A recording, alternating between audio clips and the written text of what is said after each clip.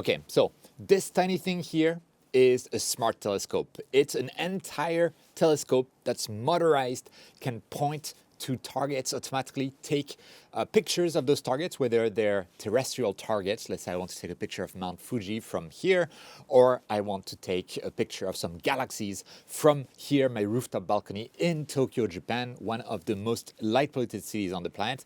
And this thing here can do it because it has a main lens here that's a 30 millimeters aperture. It's not big, but it works pretty well. And then it also has a tiny secondary lens for wide field photography, which can be used for wide field terrestrial photography, wide field Milky Way photography, or simply as kind of a finder scope for the main lens. But most of the time, this telescope just works on its own, controlled by a smartphone app, and will point by itself to various targets in the night sky, give you a list of which are the best targets for this night, that kind of stuff. So you can just explore the night sky at your leisure, and then it will take photos of those targets. And what it does, like every other smart telescope, and even like very expensive kind of semi-professional rigs like the one that I have here for astrophotography, it will take a lot of short exposures of the target and then automatically stack them on top of one another until you get a really good final exposure where you can see your object in insane clarity. And so when you take that into account, it's just like any other smart telescope here. We have the C-Star S50 by ZW. We have the C-Star S30 by ZW, which is the closest to that thing with basically the same specs, more or less, but in a larger package. Or we have something like the DWARF 3 by, Dwarf Lab themselves, the same maker as this guy. And we have more expensive offerings from the likes of Vaonis or Celestron, but they really get into a different type of price territory. This thing here, what makes it potentially, or actually I'm pretty sure right now, my favorite smart telescope at this stage, and I've tested a lot of them, pretty much everything except the Celestron one, it's the size and weight. That thing is, as you can see, it's tiny. It fits in my down jacket pocket here. So I can bring it on a trip with me with no hesitation. It's also light enough that in my state right now where I cannot barely move my left arm, I can actually use it one-handed and set it up one-handed. And at the same time, it's very easy for kids to, work with that. And I say work and play with that because a kid can just like plop it down on a table or onto a tripod and start taking away pictures of the night sky. It's the perfect kind of also first telescope for a child that's interested in space or in science, or you want to put them in science, etc., etc. Amazing, amazing gift all around. Now, while I just said it's my favorite smart telescope for that reason, is it the best smart telescope? Absolutely not. It has inferior specs to a lot of other smart telescopes. It doesn't take quite as pretty pictures, but in a package this size, it's pretty amazing. Let's get a bit into the details here. This smart telescope is called the DWARF Mini by DWARF Lab. It costs around $399, so basically $400. And as I said, it's pretty small and tiny. The weight, as said on the box, is 840 grams, even though I measured it on my kitchen scale as 845 grams. Okay, I think it's a reasonable deviation. And it's, as I mentioned, controlled by smartphone. So if you're not willing to use a smartphone with that kind of thing, if you want to look at targets via an eyepiece, for instance, this is not the telescope for you, and none of the smart telescopes really are for you, except some from Unistellar, but I haven't heard excellent reviews about them. In the case itself, we open it kind of like a book. We have a small user manual, we have a cleaning cloth, we have a USB-C cable, and at the bottom we also have a solar filter if you want to take pictures of the sun, which would be great for the total solar eclipse that's coming when? In 1 or 2 years? I don't even remember, in Spain, right? So yeah, it comes with that, but as you noticed, it doesn't come with a tripod or anything like that. So by default, you would indeed need to just plop it on a table, or bring your own tripod, because here at the bottom it has a standard 1/4 of an inch adapter for standard photography tripods and ball heads. So it's very easy to bring your own thing, and in fact in my own tests of the smart telescope, I've been using it with this tripod here that's really folds down into a tiny size. Like when it's folded, it looks like this. And this is actually a tripod that I got from Dwarf Lab as well, that they sell. I think it's like 70, 80 US dollars. You can get very similar tripods from Amazon that at a cheaper price, even AliExpress, that kind of stuff, if you don't want to pay the Dwarf Lab Premium. Although the pan head at the top is really useful if you're going to be using this tiny telescope in what we call the equatorial mode, where normally you would just use it like this, where the telescope can move horizontally and vertically. That has its drawbacks if you want like better tracking, and also you want to avoid a phenomenon called field rotation. You want to actually point the telescope towards the celestial pole. For me, it would be the north celestial pole, and so I would need my telescope to be pointed at roughly this angle, roughly this direction as well, at all times, which obviously, for that to happen, I need to have a tripod with a proper ball head at the top. And so to accomplish that, I just need to take the quick release plate here. I then screw the plate at the bottom of the DWARF Mini, and I can just put it on the tripod, and then it can look like something like this, where the telescope is free to rotate in any direction, but basically relative to the celestial axis of the Earth, which makes it far more efficient. And I would recommend, and it's great that it's able to do that, because if you want to use it to its maximum possibilities and also better understand astrophotography, this is a mode to use it in. So I highly recommend using that mode pretty much at all times. Now, as I mentioned, this is all controlled by a smartphone app. So let me quickly show you how it works overall. Okay, so I'm connected on my phone to the smart telescope. The connection process, by the way, is pretty straightforward. It will search for the telescope and just connect to it. If you have any trouble, you'll be asked to connect to the peer-to-peer Wi-Fi network that the DWARF Mini generates on its own. You don't need internet access when doing so. And when you're in here, there's multiple things you can do. You can control the lights on the smart telescope. It actually has like charged status lights as well as a round status light at the top here. And because they're bright, you may want to turn them off when you're looking at the stars and you want to keep your night vision. So you can do that here, right? Right now I turned back the ring indicator, and you're able, like one of the most fun things to do is to go to the live button there. And that actually opens up landscape mode, the panorama, like the ability to see where the dwarf is pointed and see what it's capturing. And then I can say, like, right now we're going to use it in general mode for like terrestrial photography kind of stuff. And I can use the joystick on the left hand side here to move the lens around. I need to make sure I don't point it to the sun, but you can see that it could be pointing towards my my telescope here, or here towards the buildings in the distance, right? And from there, you can do tons of stuff. You can do some focus and autofocus on those distant buildings. There we go. By the way, if you're in astro mode, it will do autofocus on the stars on its own, and it is, as far as I can tell, extremely precise about it, like really perfect autofocus on stars, which if you've ever done astrophotography, you know, can be quite challenging to do. So that's a very good point for it. And you can change things like the parameters of your photography, change the filter, because it comes with integrated filters to take things that we call dark frames for better quality of pictures when doing astrophotography. It can also use a filter to take that's specific to taking pictures of emission nebulae, like the Orion Nebula, for instance, or the North American Nebula. And it will switch between those filters pretty much automatically, so you don't really need to think about it.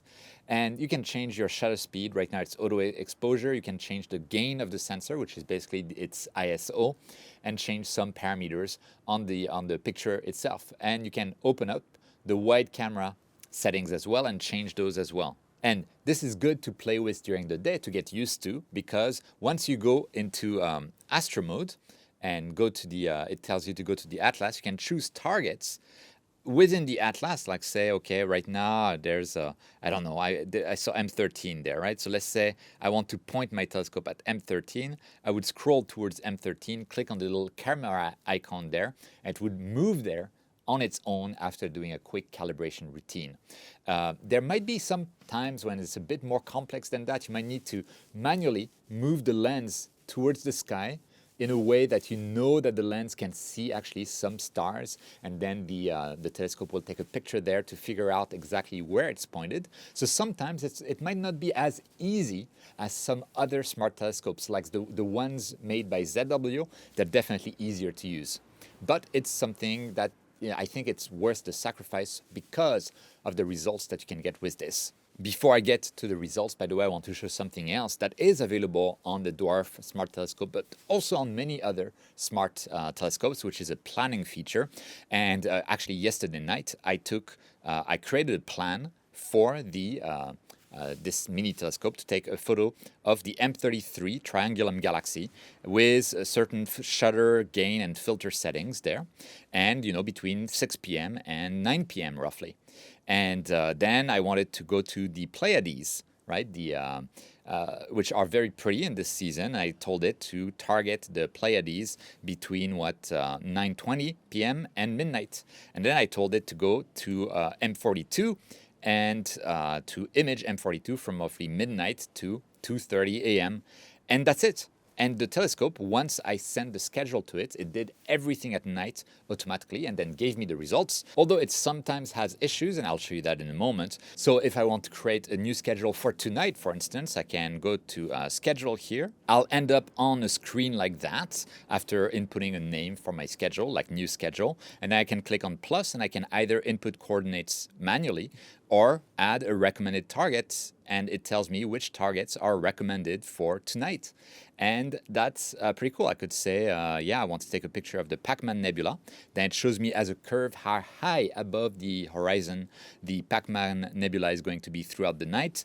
And I want to make sure that because I'm in a very light polluted city, I image this nebula when it is as high as possible in the sky. And I can tell it like, okay, image it until 9:50 p.m., right? So we'll be from, let's say I want to do it after darkness from 6 p.m.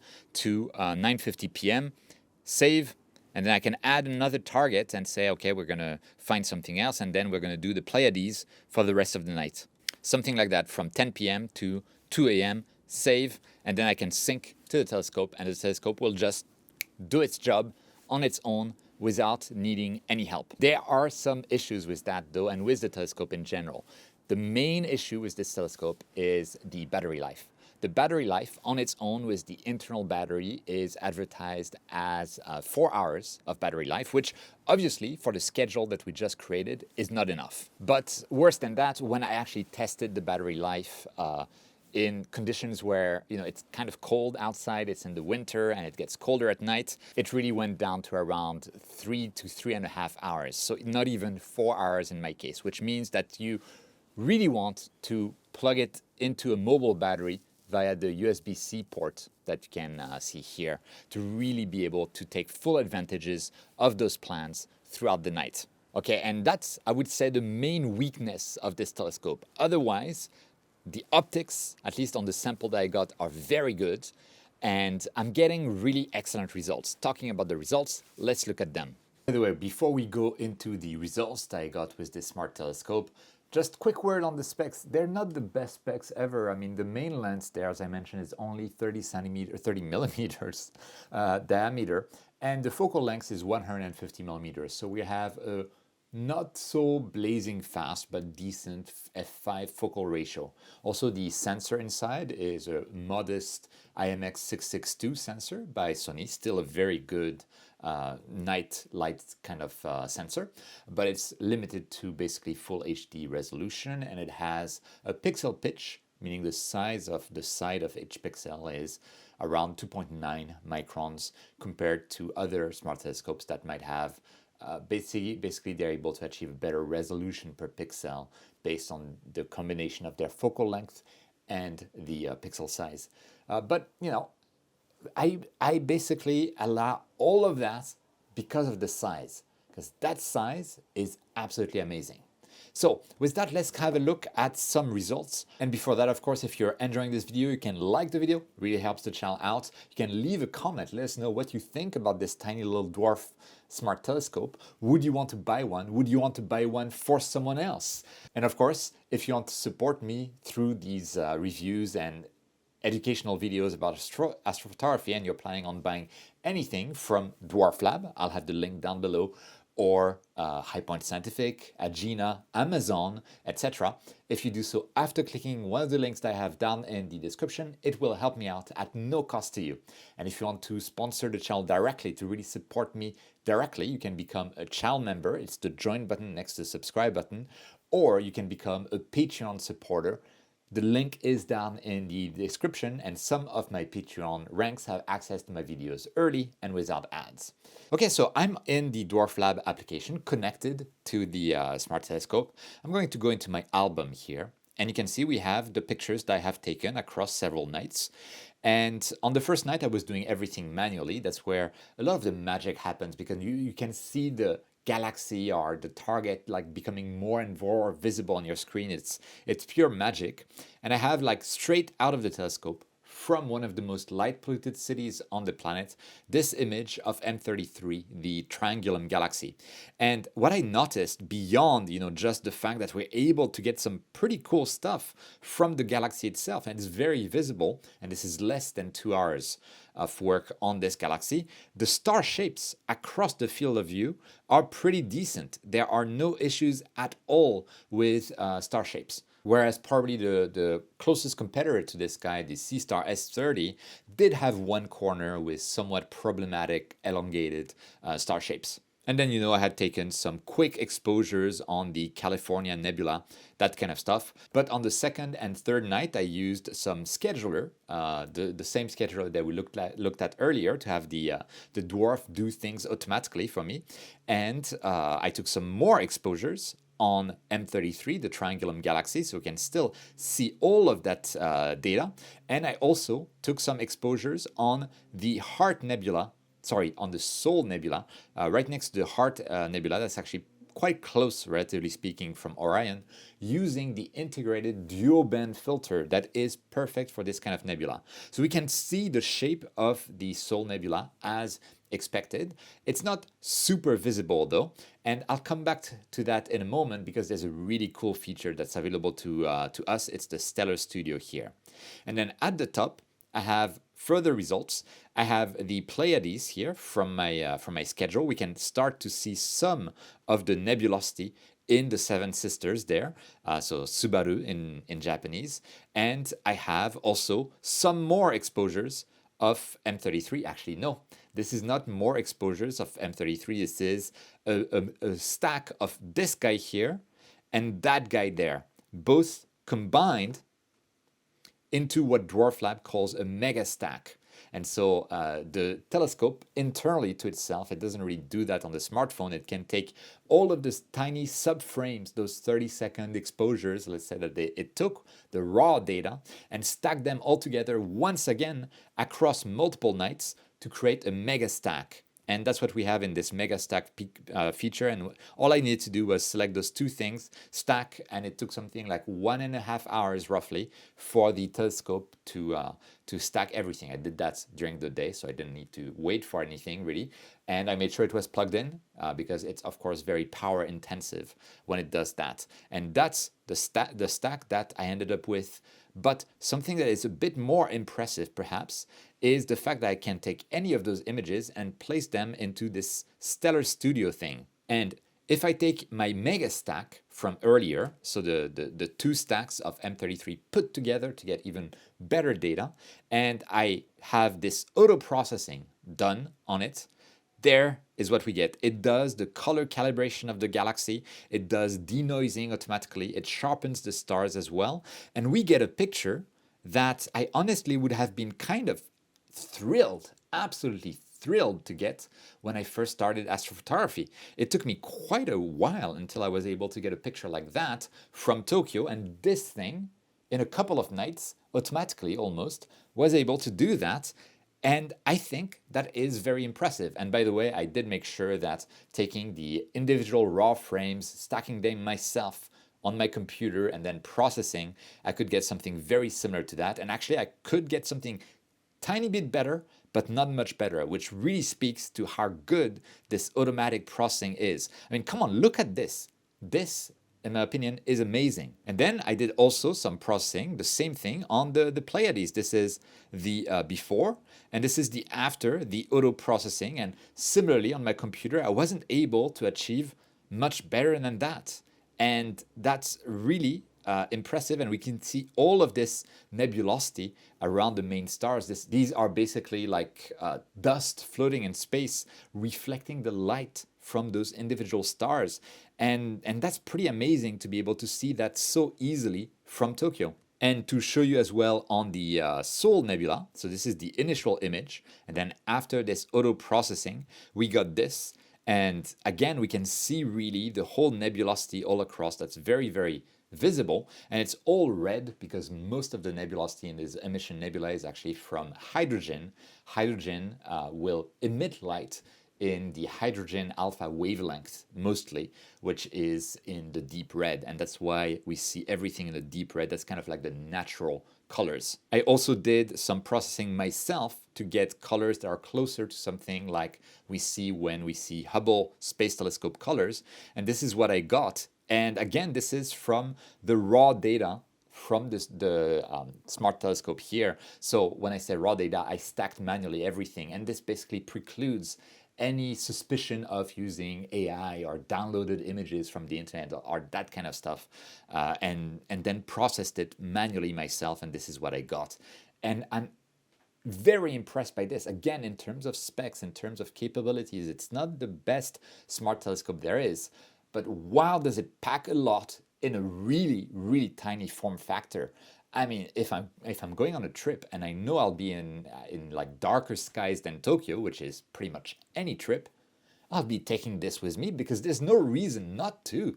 Now, there is one thing that I want to mention, and I don't know the root cause of that. Maybe Dwarf Lab, when they watch this video, they'll be able to tell me why. But you'll notice that I didn't show this particular picture here.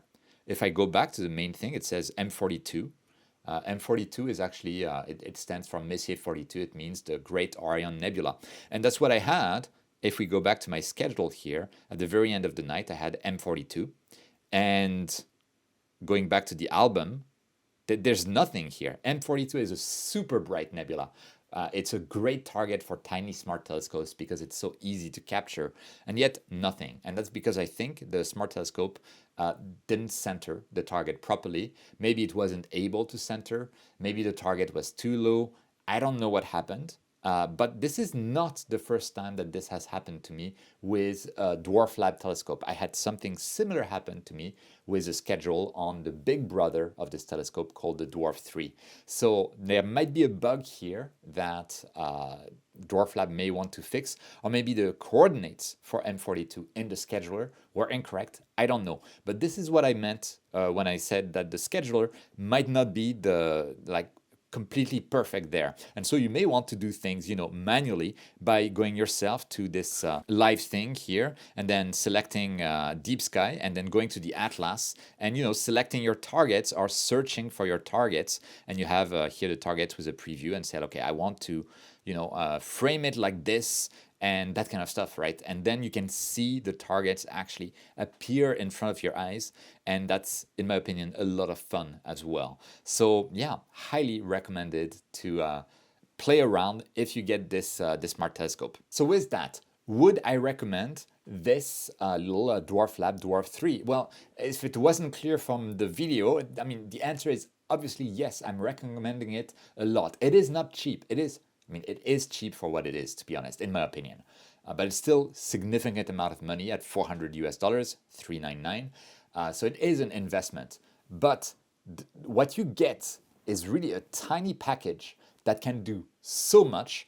It's incredible. It is not as easy to use as something from the competitor ZW with the C-Star S30, the C-Star S50, which retail at roughly the same prices. And also, ZW is working apparently on the C-Star S30 Pro that might really beat that completely. I have no idea what the form factor will be. Maybe they're answering this guy by making something smaller as well. I don't know. But as it stands, the size and weight of that thing really make it different than all of the other smart telescopes on the market, even the big brother, the Dwarf 3.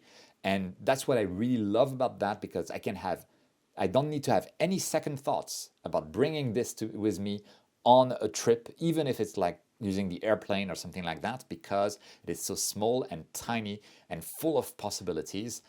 And yeah, I mean, it will come with me definitely the next time I travel to a dark sky area, because it's so small, tiny, and light.